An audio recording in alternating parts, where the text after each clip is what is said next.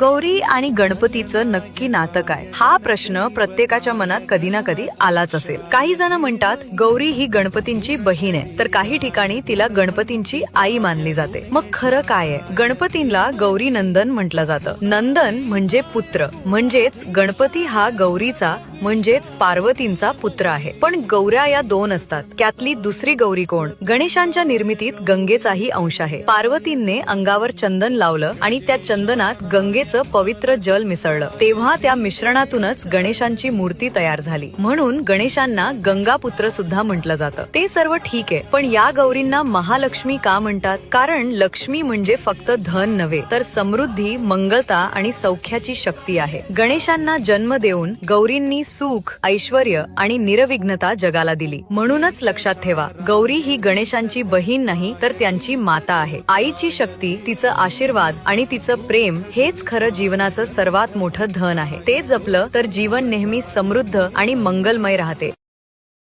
Download ShareChat.